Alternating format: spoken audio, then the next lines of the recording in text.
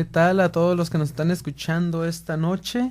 Bueno, pues vamos a continuar con nuestro programa de filosofía que ya hemos dado inicio con varios otros videos y bueno, vamos a continuar con lo que ya hemos estado hablando anteriormente en continuidad, ¿no? Ya hemos hablado sobre lo que es la existencia auténtica, lo que es la persona, los sacramentos. En su momento también lo vimos como una cápsula. Vimos lo que fue la muerte en la época en el tiempo que estuvimos celebrando el Día de Muertos, esta festividad aquí en nuestro país tan tradicional. Y pues ahora vamos a hablar sobre un problema filosófico muy común y que, bueno, muchos filósofos se han cuestionado y también los científicos, es acerca del absoluto. En la filosofía lo conocemos como el problema del absoluto, puesto que corresponde a cuestiones de esencia, de metafísica, del ser, que ya no son solamente cuestiones concretas, físicas, sino que ahora vamos a entrar a otra característica de la filosofía, que ya son los aspectos abstractos. Y el problema del absoluto pues viene a ser uno de ellos. Vamos a ver a dos filósofos que ya son un poco más de nuestra época, un poco más modernos, y son Bergson y Sartre.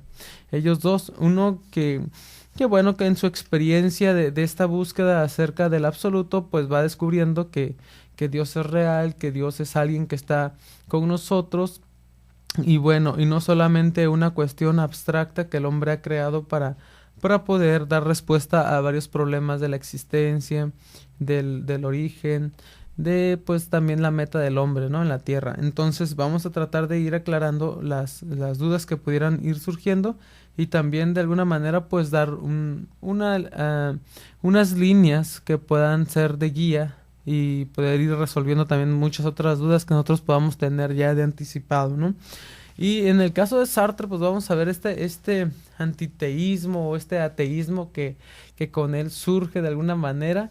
También vamos a ver el otro lado de la moneda. Vemos cómo algunas personas se cuestionan sobre la existencia de un absoluto y pues también algunas otras personas pues dicen que no es real, ¿verdad? Entonces esto pues está de moda, es algo que pues es tan hablado entre los jóvenes, sobre todo en los muchachos, en los adolescentes que les gusta pues meditar sobre la existencia de Dios, si realmente existe vida en otro planeta, si somos creación de una especie de evolución dentro del mar o venimos del chango, todas estas cuestiones que pues tienen que ver de alguna manera con el problema del absoluto, ¿no?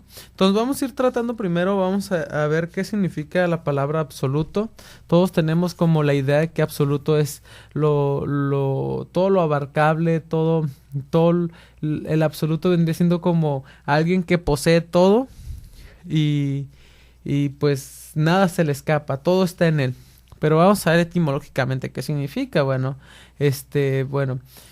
soluto, por decirlo de algún modo, viene una palabra en latín que se dice solvo y significa soltar o desatar, desvincular, ¿sí?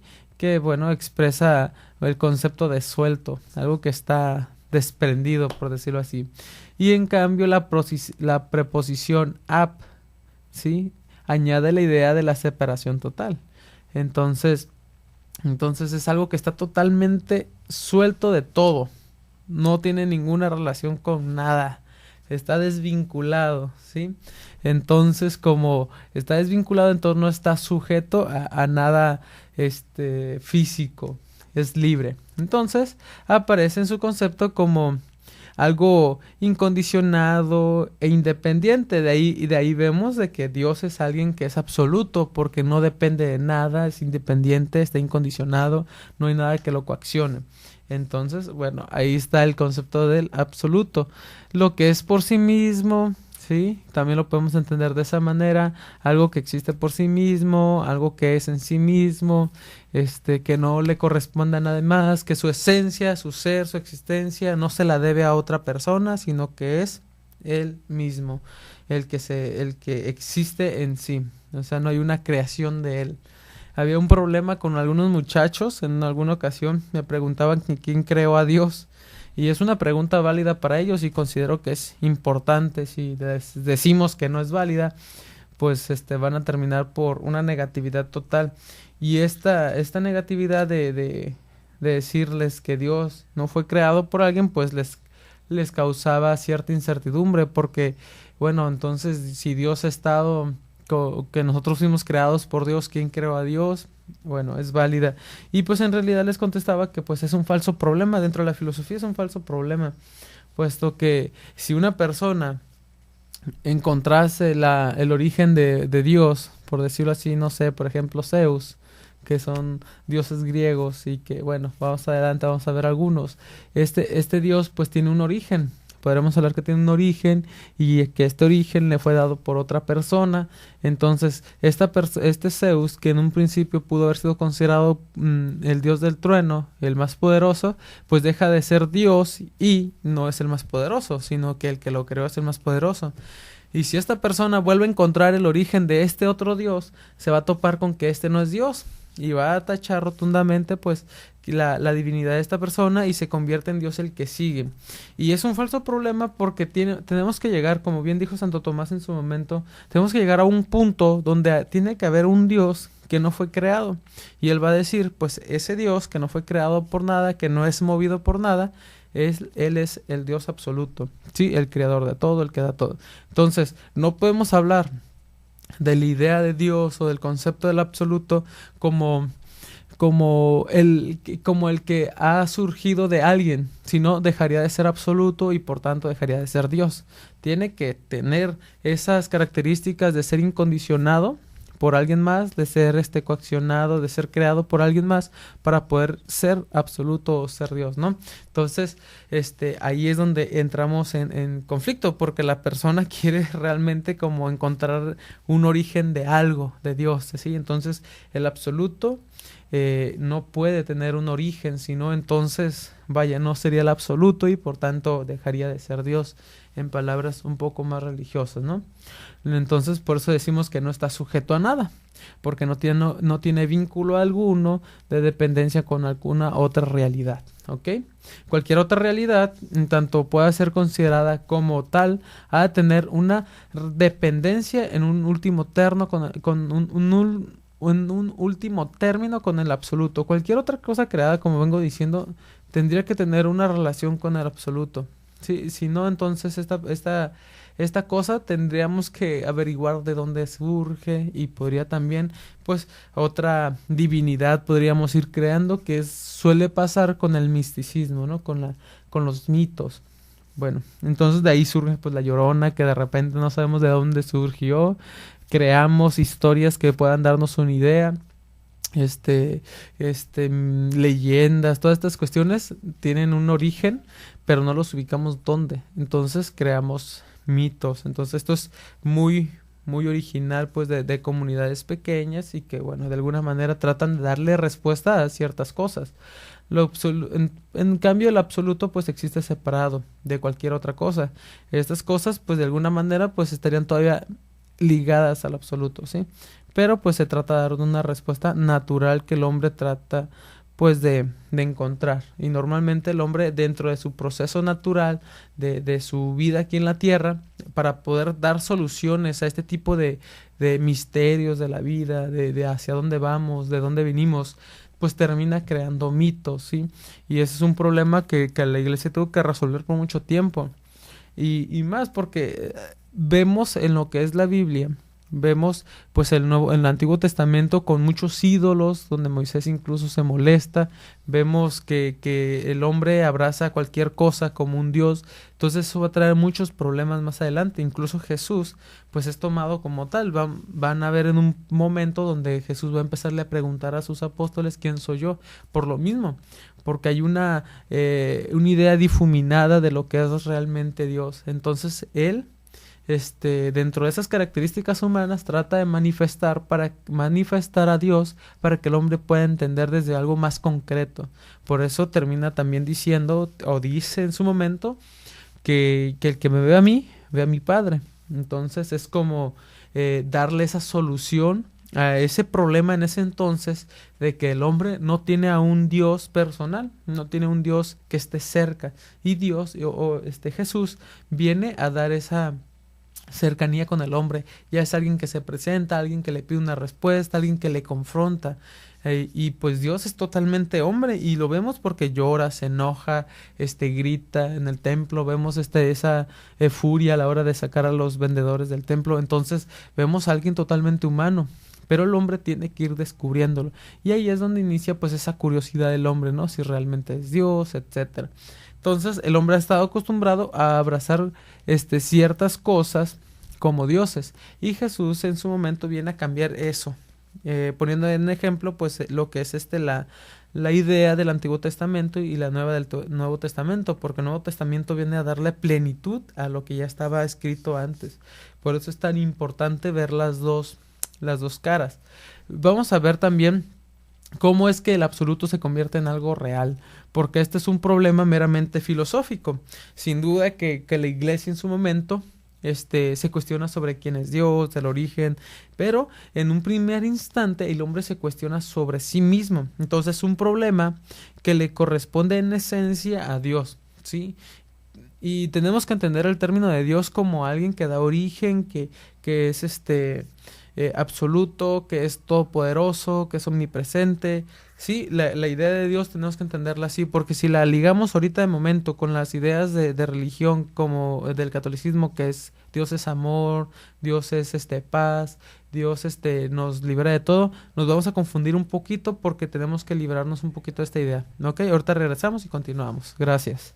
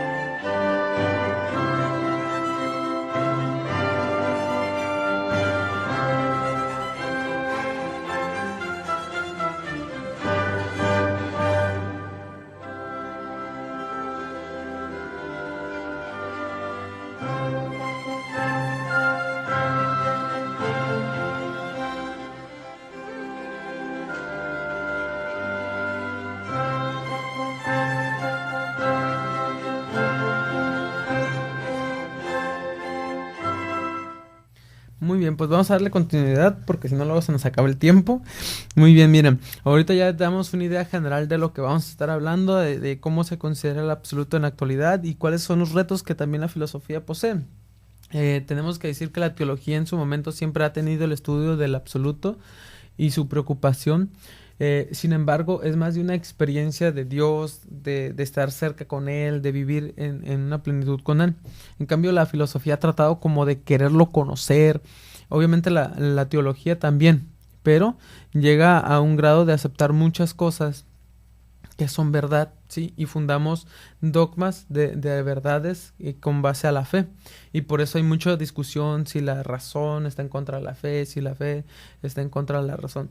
Sin embargo, en la actualidad, con muchos de los santos padres, de los papas, Juan Pablo II, Benedicto XVI, que han sacado muchas cartas y muchos estudios sobre fe y razón, bueno, pues han dado una idea más amplia de que de cada uno depende del otro y que no podemos entenderlas de manera separada. Y tenemos que recordar pues a Santo Tomás, que es uno de los que se preocupan por darle una lógica a este acto humano que es la fe. Entonces muchos otros como que no entendían todavía, pensaban que era un misticismo la religión, que era algo así creado por el hombre, pero no, hay una lógica en todo esto. Bueno, y la filosofía se ha preocupado de alguna manera pues a ponerlo de una manera explícita, más clara a nuestro alcance.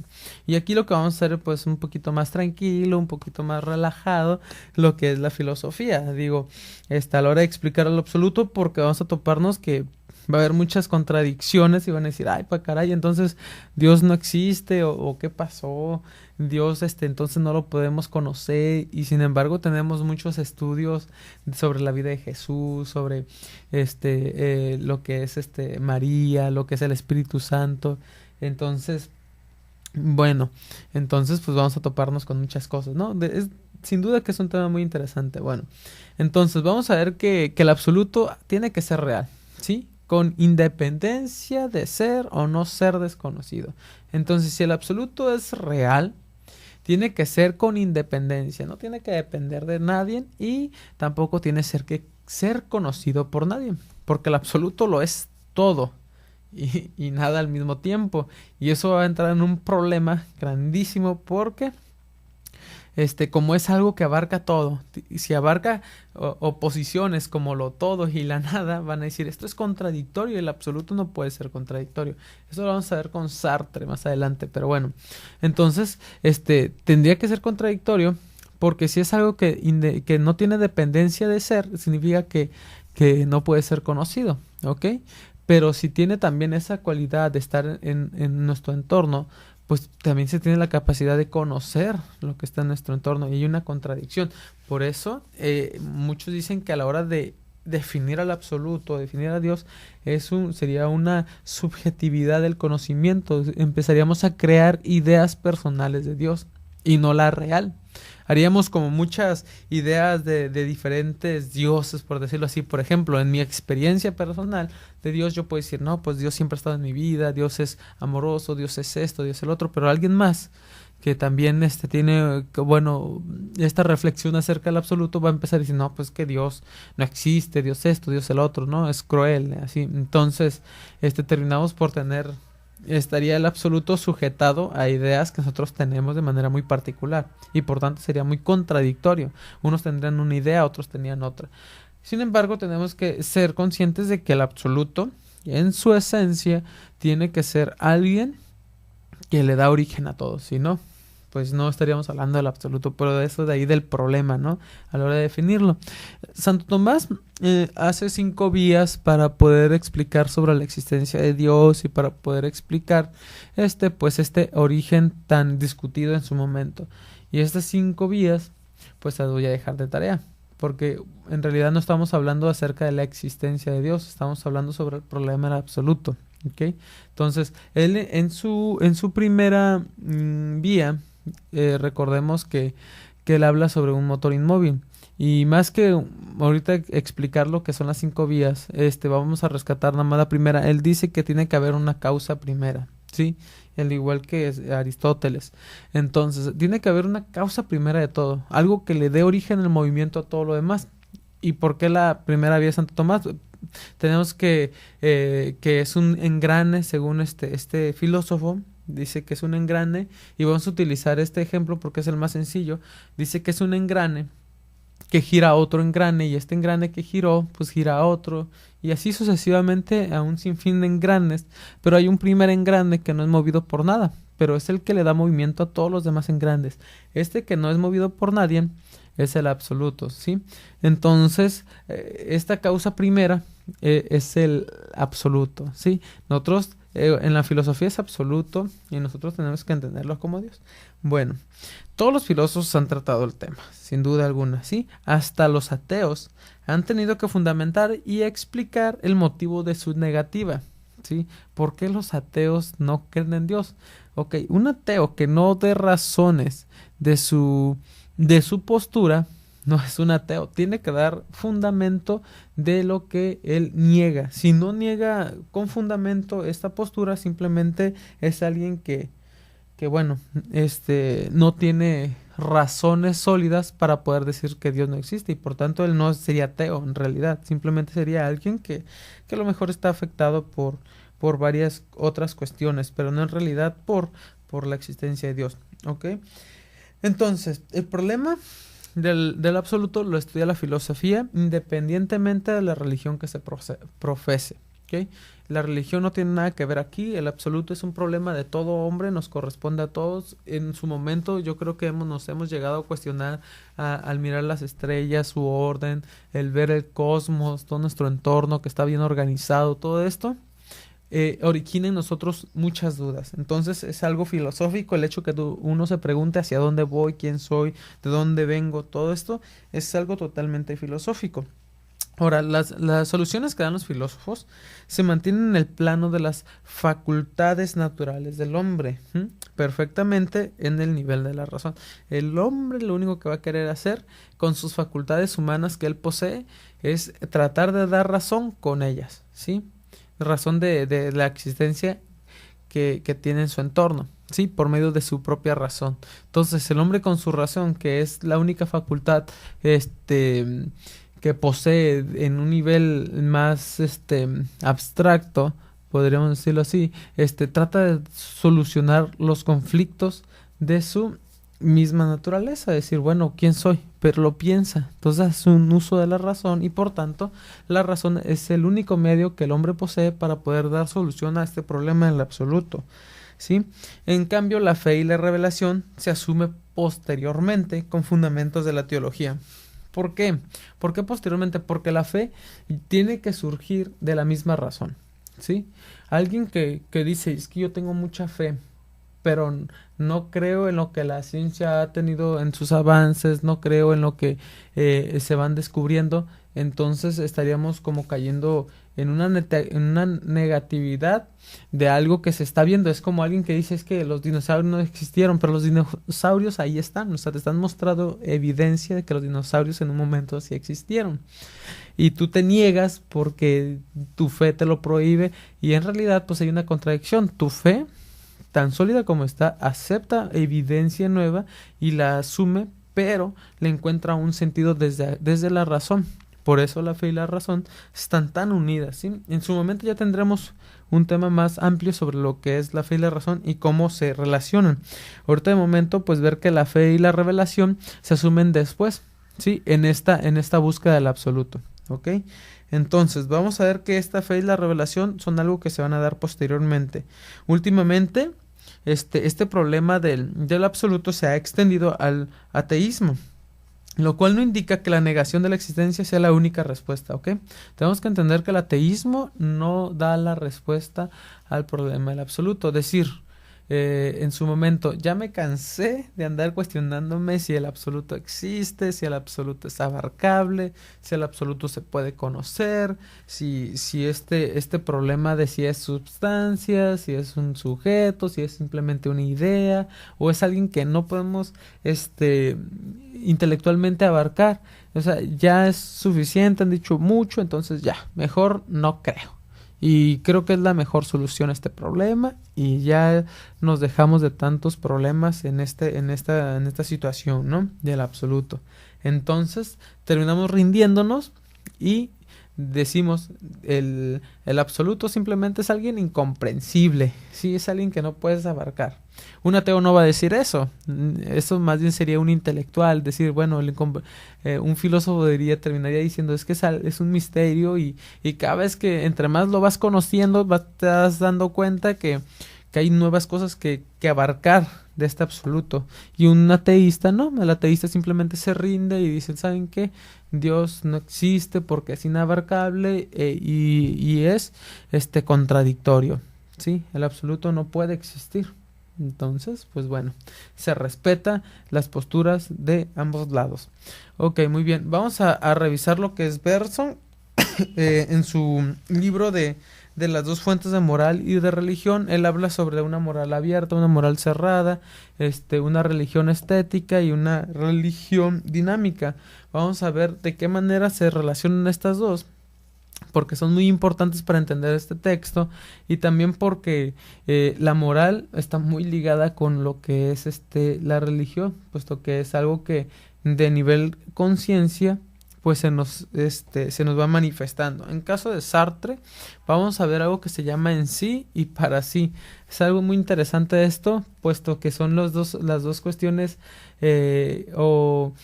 contradictorias que muchos de los filósofos han utilizado para poder argumentar la inexistencia del absoluto, o terminar diciendo que es contradictorio. Regresamos.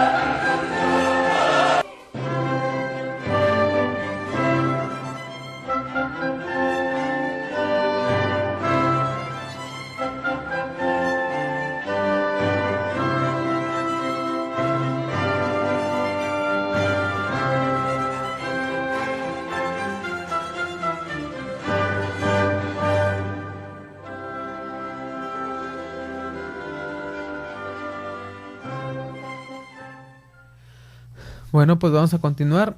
Ahorita mencionábamos a Bergson, y es un filósofo ya más contemporáneo.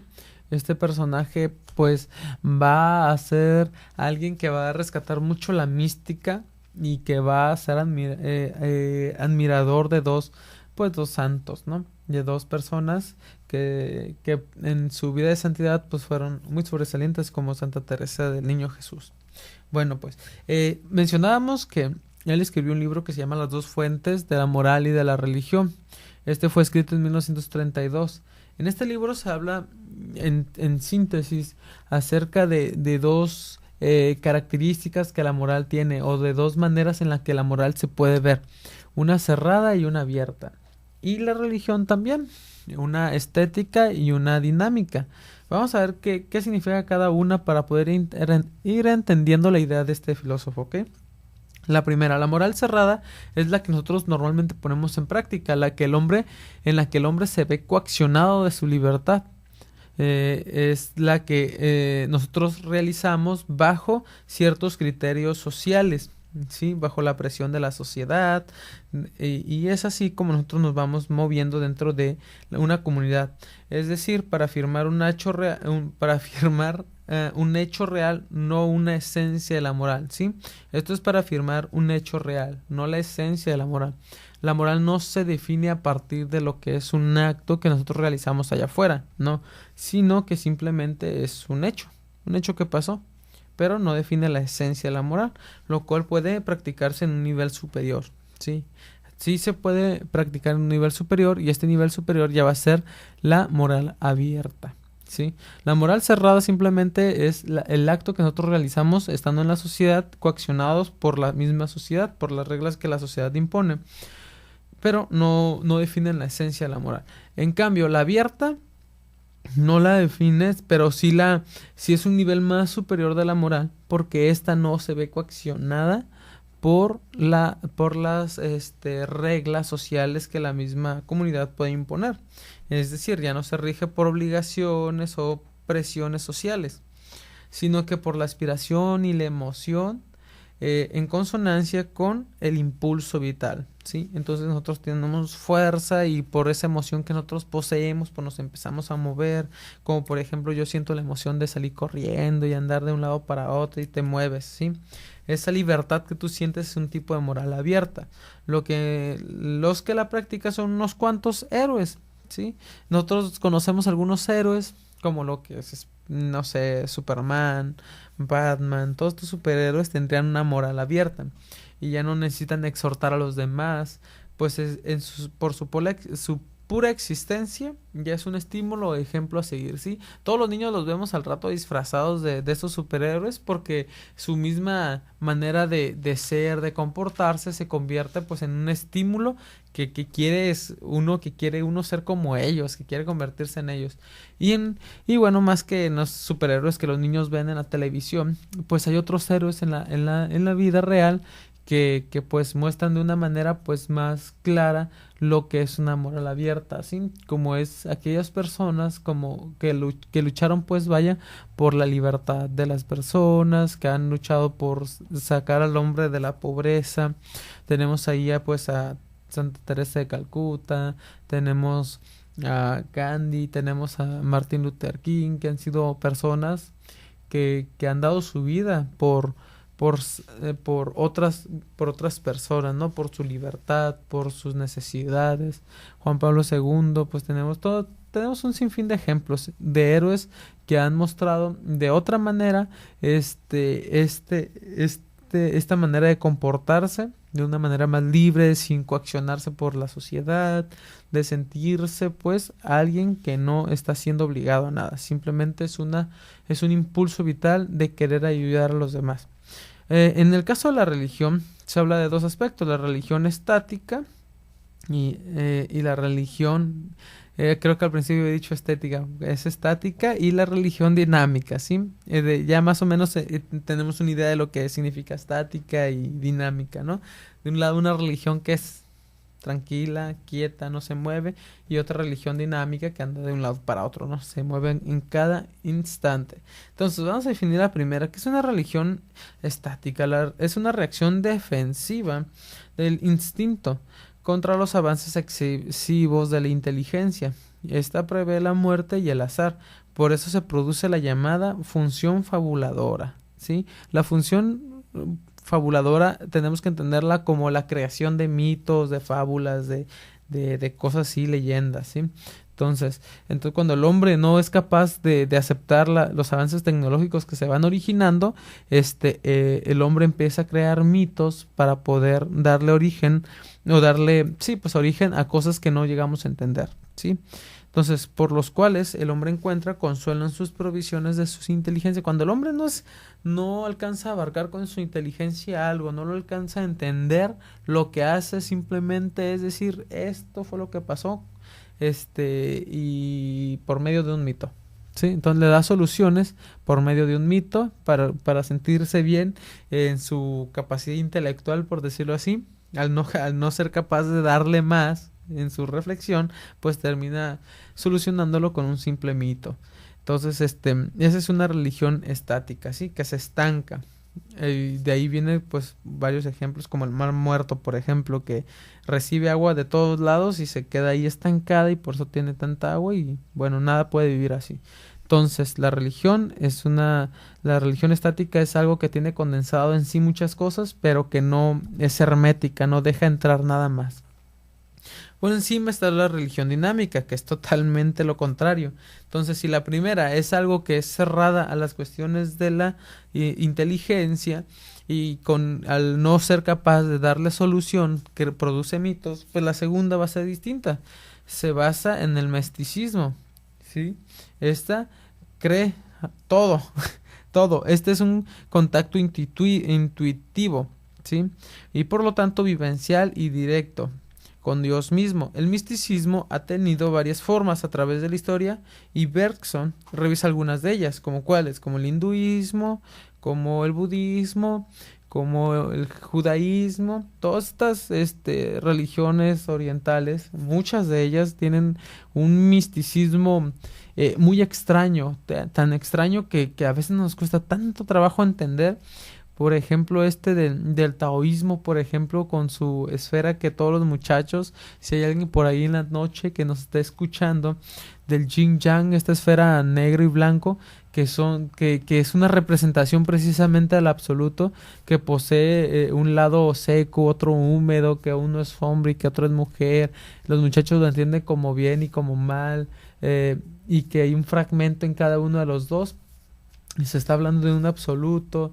Entonces todo esto, entenderlo y explicarlo parte por parte, sería muy tremendo. Entonces, por eso de ahí que Bergson se preocupe tanto por también investigar las cuestiones del orientalismo, porque ellos son los que hablan de un absoluto de una manera, pues, a lo mejor un poco más natural, y no tan, ¿cómo les podríamos decir?, tan racional como en Occidente. Occidente es totalmente racional y trata de darle solución a través de la razón, y es muy válido, ¿no?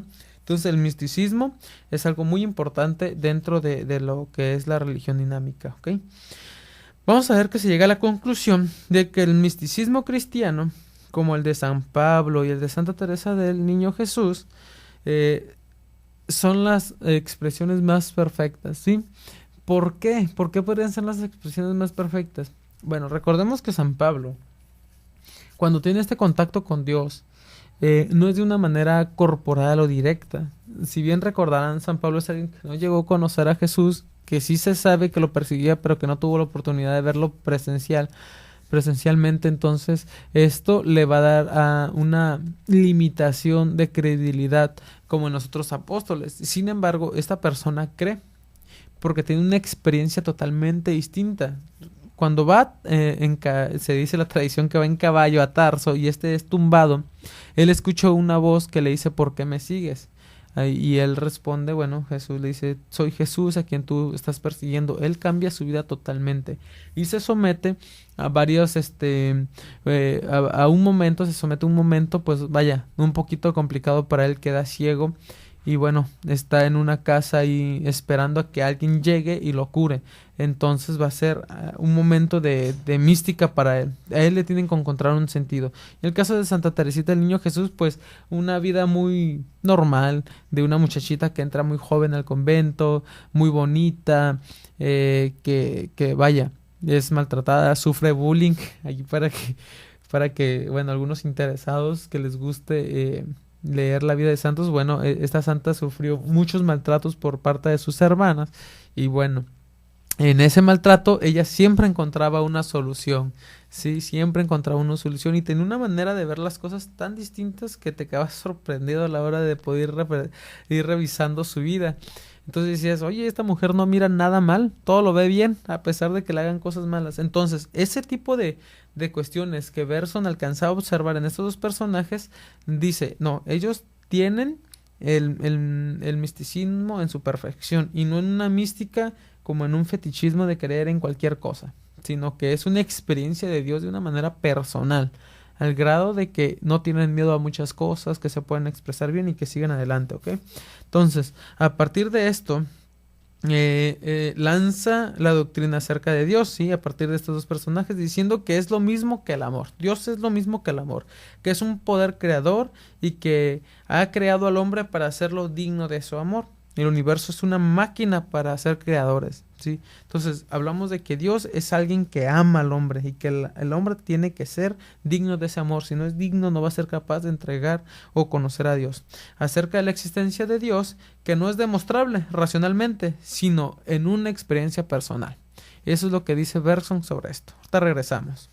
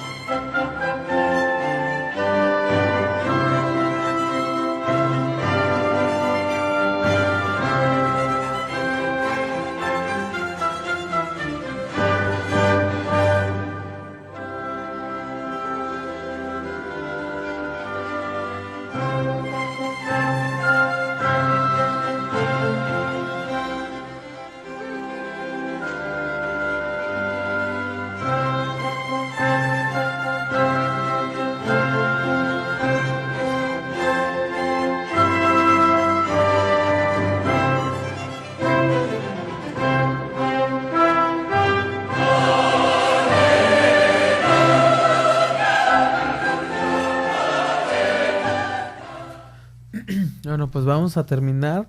Bueno, mencionábamos que hace un momento que el misticismo para Bergson ha sido muy importante porque es una expresión personal de Dios. Y bueno, en la historia hemos visto que hay pinturas, hay mosaicos, hay música para Dios. Estas expresiones también pertenecen a la mística. Bergson tuvo que pelear contra escudo y espada sobre este misticismo porque terminaban diciendo que eran personas que estaban enfermas mentalmente, ¿sí? Que podían ver a Dios, que lo veían y que les hablaban. Todo este tipo de situaciones para Bergson fue muy duro a la hora de poderlas explicar. Y sin duda, claro que sí, debió haber sido pesado. En la actualidad todavía a algunos nos cuesta trabajo poder explicar este tipo de realidades que uno a veces ni experimenta. Uno no experimenta y pues no hay en la cabeza, no entra la concepción de algo vaya, tan magnífico a la hora de decir, bueno, es que yo mira a Dios me tendió la mano. Vemos historias de santos y muchos de ellos, tú dices, ay, eso no es verdad. Entonces, todo eso, obviamente que limita ahora sí que nuestra capacidad de pensar. Kant en su momento va a decir que bueno, cuando la razón ya no pueda dar, pues entra la fe.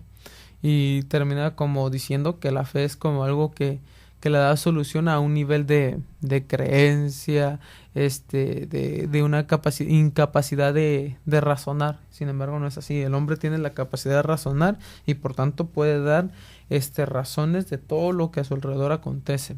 El absoluto, por lo tanto, ahorita vamos a ver cómo va a concluir esto. Cambio de Sartre es una persona que es antiteísta. ¿Y por qué digo que antiteísta? Porque además de ser ateo, critica toda argumentación que pudiera darse de Dios. Él dice que todo es contradictorio, ¿sí? La postura de Sartre con respecto a Dios no solamente es atea, sino que francamente se constituye como un antiteísmo, ¿ok? Significa que no solo prescinde de Dios, como es el caso de Heidegger. Heidegger también prescinde de Dios, sino que lucha contra la creencia y afirma la existencia de Dios. ¿Sí? Sobre la existencia de Dios, lucha contra la creencia sobre esta existencia. Hay dos argumentaciones que Sartre propone para poder decir que Dios no existe, ¿sí? Para poder negar su existencia. ¿Cuáles son estos dos? El primero se refiere al concepto de Dios, que según Sartre es contradictorio en sí mismo. Hace un momento les contaba que vamos a hablar en sí y para sí. Él tiene como base estos dos conceptos de en sí y para sí. El en sí vendría siendo como la existencia misma de algo, ¿sí? En sí mismo existe, de ahí que digamos, por ejemplo, este mouse, aquí tengo un mouse, esto existe en sí mismo, o sea, ahí está existiendo, no hay, bueno, sí hay una razón de ser de esto, pero está existiendo en este instante. Y el para sí es ya la apertura que se tienen de las cosas, ¿sí? Existe, pero no hay una apertura, simplemente está ahí, no hay dinámica. En cambio el para sí tiene que existir una dinámica. Entonces él dice que el absoluto, para que pueda existir, tendría que existir en sí mismo, pero al mismo tiempo existir en otras cosas. Entonces, como hay una contradicción en esto, como él dice, el en sí es existencia en sí mismo y el para sí es una inexistencia o es una existencia que se da en otras cosas. Cuando las juntas no pueden existir las dos al mismo tiempo, porque entonces terminaríamos diciendo que es nada o es la ausencia o es un cúmulo de ideas contradictorias. Es como decir que lo vacío y lo lleno están unidas y lo vacío y lo lleno no pueden estar unidas. Entonces esto va a traer muchos conflictos a Sartre. Entonces, el segundo es una disyunción entre la libertad humana y la existencia que abarca al mismo tiempo las características del en sí y del para sí. Tendría que ser un sí para sí, diría él, ¿sí? Pero resulta que este concepto envuelve cualidades contradictorias, como ahorita ya lo vimos, sería decir como lleno y vacío, lo cual no puede existir en eso, o inmutable, inmóvil, algo que cambia constantemente y que no cambia al mismo tiempo. Entonces, ¿cómo es posible eso? Que es consciente e inconsciente, alguien que piensa y que no piensa al mismo tiempo. ¿Cómo podemos entender eso? Objeto y sujeto, ¿sí? Para él lo absoluto es un sinfín de contradicciones, decir que algo está lleno y vacío al mismo tiempo, decir algo que es objeto y sujeto, que alguien es persona y no es persona al mismo tiempo. Entonces, esto va a traer muchos conflictos a esta persona, ¿ok? Entonces, la libertad del ser humano para él va a ser algo que va a ser coaccionada, porque dice, Dios creó al hombre libre, Pero la existencia de Dios implicaría una coacción de su libertad, porque sería sometido a alguien. El hombre está sometido a alguien por la creación que ha tenido de esta persona. Entonces termina él diciendo, bueno, entonces la existencia de Dios me haría un esclavo de él. Pero en la filosofía de Sartre, él termina diciendo que el hombre es libre por naturaleza, ¿sí? Que vimos en los temas anteriores de que la existencia auténtica para Sartre es en el ejercicio de su propia libertad. Entonces, el hombre que es coaccionado por este ser no es libre. Pero Sartre dice que el hombre tiene que está condenado a ser libre. Entonces, si está condenado a ser libre, esto elimina la idea de un Dios. ¿Sí? No tendría por qué existir, porque el hombre en su momento tiene la capacidad de hacer lo que quiere. Y ahí empiezan a surgir problemas que en la actualidad se han estado gestando, que es un laicismo, que es que se lleva una vida light, una vida muy de agua, muy líquida. Entonces, como no hay nada sustentable a la hora de decir que esto es este es el absoluto y que sí existe y que esto nos va a tener consecuencias este acto, entonces nosotros hacemos lo que queremos. Y algunos ateos terminan diciendo, pues es que la iglesia lo único que quiere es adeptos para sí mismo o alguna cuestión de ese tipo, y en realidad no es así. Dios hace al hombre libre y su libertad se sigue respetando. Dios no va a coaccionar al hombre de ningún modo, de ahí libre albedrío.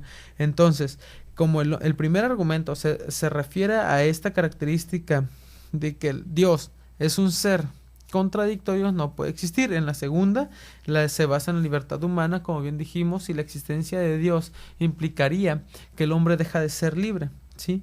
Como dejaría de ser libre y entonces el hombre no es libre en realidad, pero el hombre cuando hace lo que quiere se mueve de acuerdo a su voluntad de esto y el otro. Nosotros vemos que si yo quiero ir ahorita, dejo el programa y me levanto y me voy, esa libertad pues la estoy ejerciendo y por tanto Dios deja de existir. ¿Sí me entendrían? ¿Sí me entienden? Entonces Dios como coacciona mi libertad, yo no soy libre. Pero Sartre dice, sí, tú eres libre. Entonces eso eliminaría la existencia de Dios. ¿Ok? Entonces, el hombre sería una esencia ya hecha, determinada, incompatible con la libertad, del mismo modo que una vasija de barro a la obra del alfarero. ¿Sí? Nosotros seríamos vasijas de barros moldeados al antojo de un alfarero. Dios vendría siendo el alfarero y nosotros la vasija de barro, y que nos moldea de acuerdo en ese instante. Entonces nosotros ya tenemos una vida determinada y nuestra libertad en realidad no existe. Ya nosotros tenemos un fin, ya todo está escrito, así que si nosotros nos movemos de un lado para otro no tendría gran mérito, porque en realidad nosotros ya estamos coaccionados. Y aunque te esfuerces, si tú quieres ser alguien bueno y te consideras alguien malo, aunque tú te esfuerces por ser bueno, no lo vas a lograr porque tú ya estás determinado. Eso es lo que dice Sartre, ¿no? Entonces, es un problema que él abarcó desde la libertad humana. Ok, Dios sería el sujeto absoluto y todo lo demás sería solamente objeto, esencia cerrada, y no cabría la existencia libre del hombre. Ok, pero el hecho es que el hombre es un sujeto por el simple hecho de que el sujeto es alguien libre, ¿sí? El hombre es alguien libre y por tanto Dios no existe. Sin embargo, esto va a originar en la época moderna un laicismo, como vengo diciendo, ¿sí? A partir de una frase que es bien conocida, y creo que en la época moderna con Nietzsche, que es alguien bien leído por todos los muchachos porque habla sobre, bueno, pues que la iglesia ha sido alguien que ha alienado al hombre, que es un sistema social o una institución que ha esclavizado las mentes y cuánta cosa leen, ¿no? Igual en YouTube, si se ponen a ver videos de religión, van a encontrar un sinfín de cosas, pero bueno, van a terminar diciendo con Sartre, si Dios no existe, todo está permitido. Y ciertamente, si Dios no existe, todo está permitido, porque no habría un reglamento divino, o no habría algo que nos soportase como seres limitados. Cuando hablamos de religión y hablamos del absoluto, estamos hablando de que nosotros estamos tendiendo hacia una perfección, que es estar formando parte de este absoluto, formando parte de la presencia de Dios. Ahora, cuando el hombre quita eso y dice, bueno, pues no hay nada, después de la muerte ya no hay nada, entonces pues no tendría sentido por qué esforzarnos y terminamos haciendo lo que queremos. Por eso es tan importante nunca perder de vista hacia dónde nos dirigimos. Ok, entonces, ¿qué es lo que terminan diciendo con el problema del absoluto? Van a decir que es inexpresable. La teología va a surgir algo que se llama teología negativa o teología de la negación, que va a terminar diciendo lo que no es Dios, para poder abarcar un poquito más esto. Terminar diciendo, Dios no es una piedra, Dios no es un mouse. Y es verdad, ¿sí? Entonces de ahí solucionamos un poquito este problema. Entonces terminamos diciendo que lo absoluto es simplemente lo absoluto, ¿sí? Y lo que se diga el absoluto es simplemente el resultado de la imaginación, dicen algunos. Sin embargo, el absoluto sí puede ser abarcable y lo podemos conocer, como bien dijo Bergson, a partir de una experiencia personal con Dios. Si no se tiene, no se va a poder. Nos vemos hasta la próxima, que tengan buenas noches.